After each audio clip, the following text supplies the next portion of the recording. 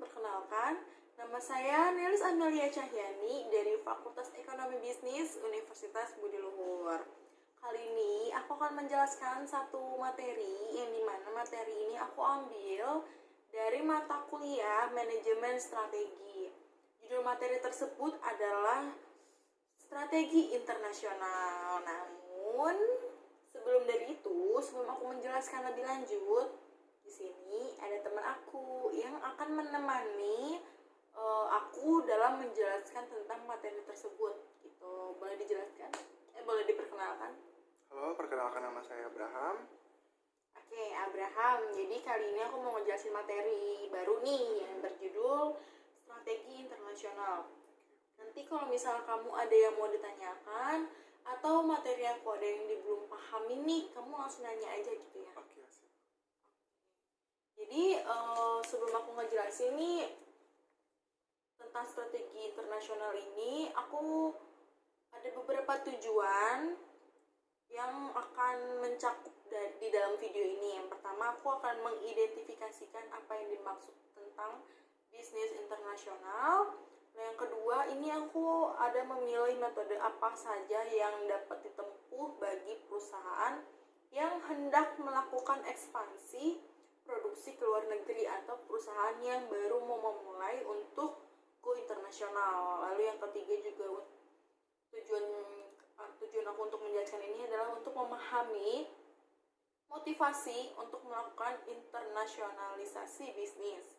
Lalu untuk menjelaskan cara memperoleh keunggulan kompetitif di pasar global serta menerangkan tentang strategi global total. Nah, ini yang akan aku jelaskan dalam video ini loh, Bram. Kayak gitu.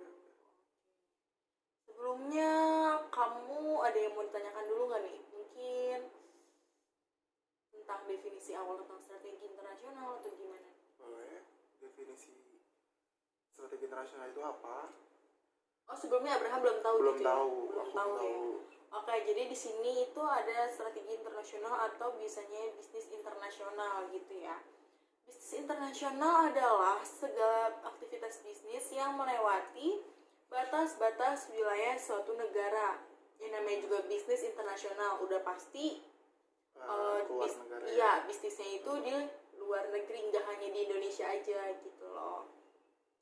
Lalu berdasarkan jenis aktivitas bisnisnya ini ada beberapa macam, yaitu ada perdagangan luar negeri, perdagangan jasa, investasi portofolio, investasi asing langsung.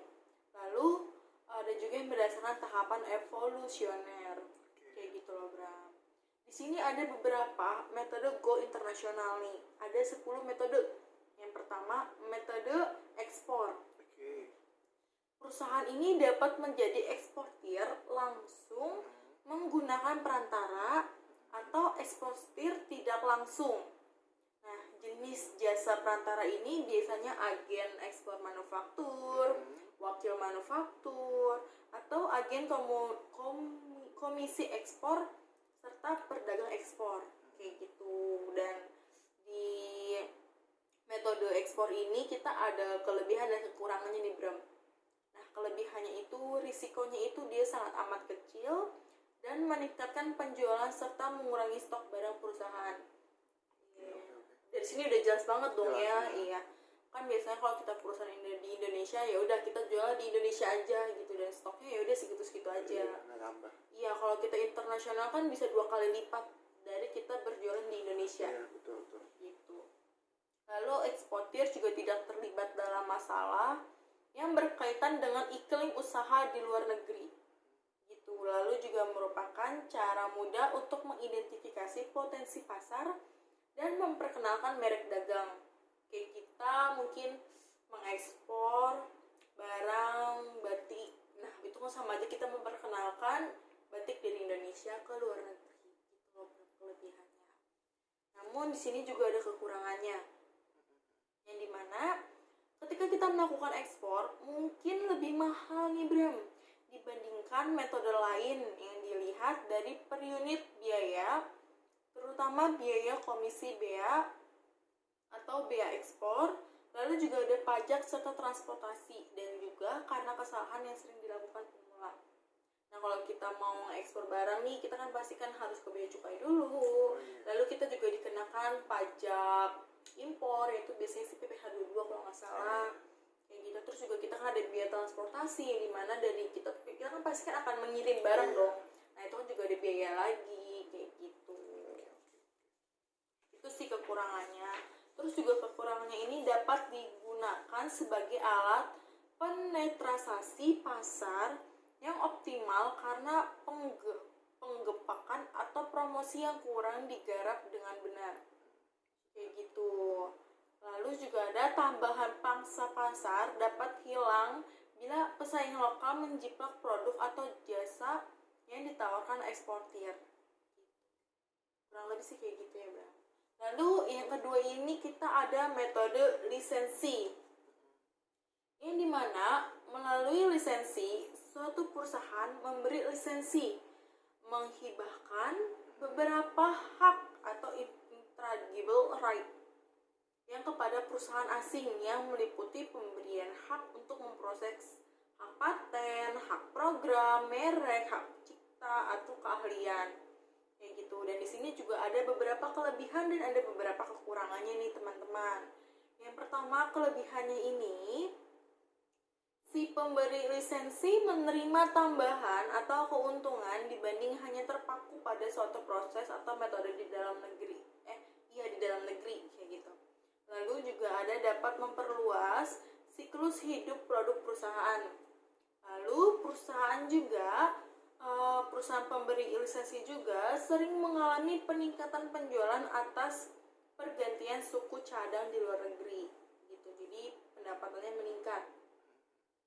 Lalu bagi perusahaan juga, penerima lisensi akan mendapat hak memproses dan teknologi yang dapat digilirnya untuk yang pada digilirannya mengurangi biaya riset atau pengembangan nih, bro. Gitu. Namun dibalik kelebihan ini pasti ada dong kekurangannya. Nah, kekurangannya itu yang pertama ini membatasi kesempatan mendapatkan keuntungan di masa depan karena hak khusus perusahaan diperluas sampai periode tertentu. Jadi kayak ada periode-periodenya gitu loh, Bram. Misal dari tahun berapa sampai berapa, dari musim apa gitu loh. Dengan memberikan hak kepada perusahaan lain, perusahaan pemberi lisensi kehilangan kontrol terhadap kualitas produk dan proses. Lalu ada juga penyalahgunaan kekayaan dan bahkan perlindungan terhadap reputasi perusahaannya. Jadi reputasi perusahaan tersebut akan hancur secara perlahan, biasanya kayak gitu sih. Yang ketiga juga ada metode franchising. Nah, franchising ini atau waralaba ini biasanya hampir sama dengan pemberi lisensi nih, Bram, metodenya.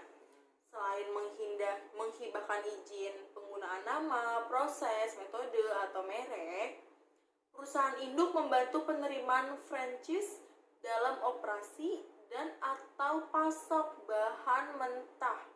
Jadi si perusahaan si A ini misalnya di Indonesia, perusahaan B di luar. Nah, dia tuh akan mempasok juga nih bahan-bahan mentah ke perusahaan luar gitu, ke di luar negerinya itu gitu. Dan di sini juga ada kelebihannya yang dimana ini akan meningkatkan penerimaan dan perluasan nama merek produk kayak gitu, serta perluasan pasar, udah pasti dong. Lalu ada juga kekurangannya yang bagaimana mengatasi masalah kontrol terhadap kualitas dan standar operasi.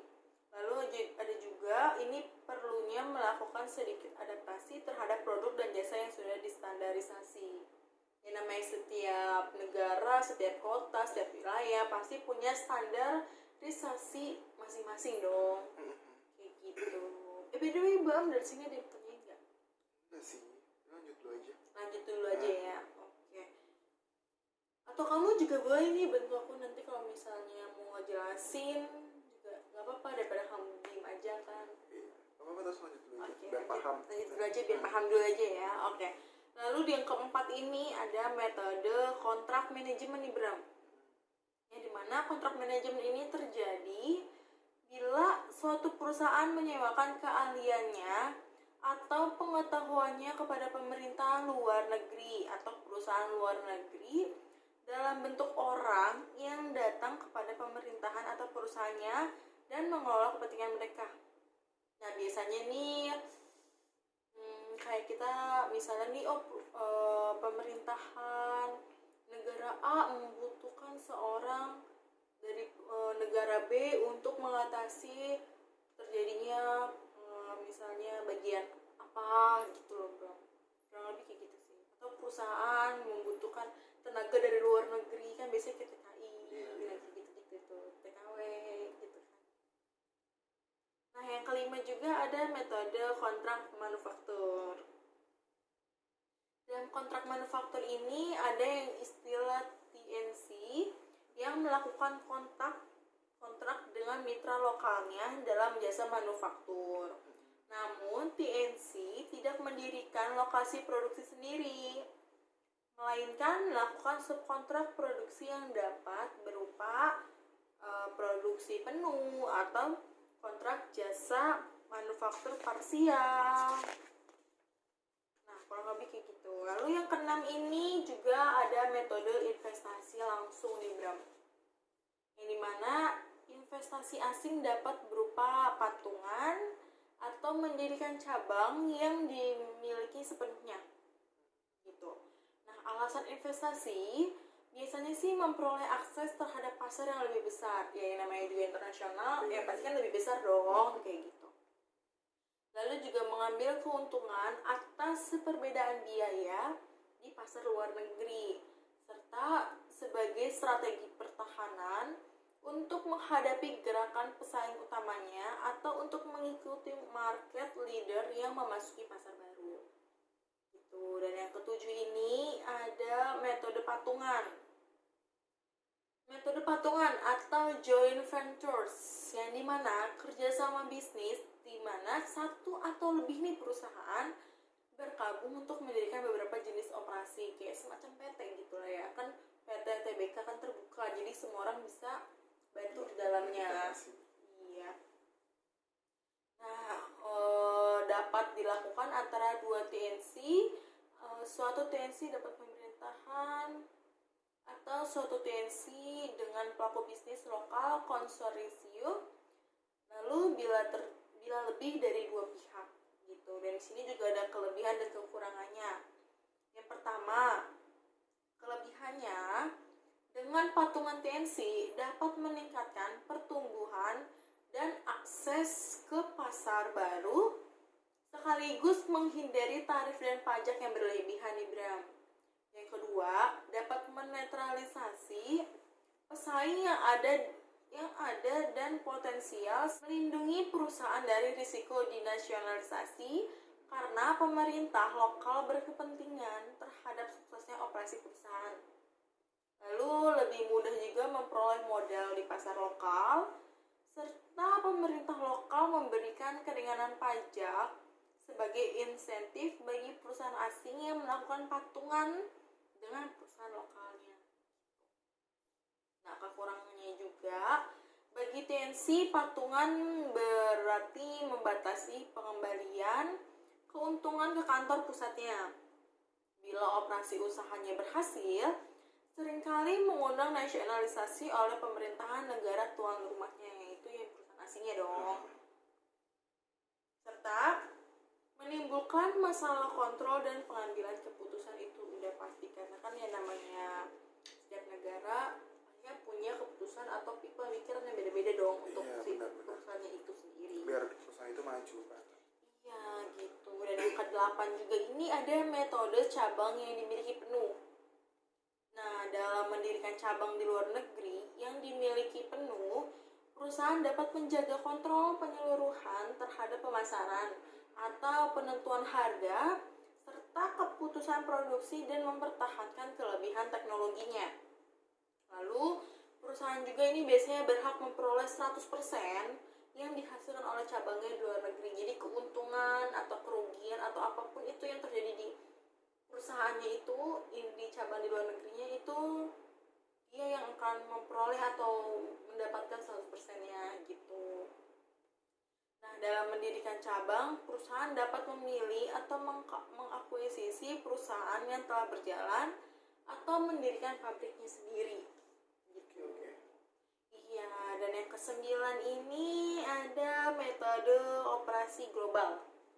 Nah, bila dunia semakin berkembang menjadi pasar global, di mana produk menjadi standar di semua budaya, maka perusahaan dapat memproduksi dan menjual produk yang dapat diandalkan dengan biaya yang murah di seluruh negeri atau dunia. Nah, contohnya ini ada perusahaan PepsiCo, Coca-Cola, Levi, tahu kan produk Levi? Nah, ada Levi Strauss. Nah, iya kan contohnya itu seperti Coca-Cola, PepsiCo, produk Levi. Ya pasti kan malah bisa kita katakan hampir seluruh dunia tuh tahu dong produk Coca-Cola. Iya nggak sih? Dan bahkan tuh kayak bisa dikatakan kalau di perusahaan atau di restoran junk food kayak KFC, McDonald, AW kayak gitu, bahkan minuman utamanya itu Coca-Cola, ya nggak sih? Kadang ada juga sih yang Thai tea, cuman kebanyakan kan orang kan sudah familiar dengan Coca-Cola. Lalu yang terakhir ini ada metode investasi portofolio nih Bro.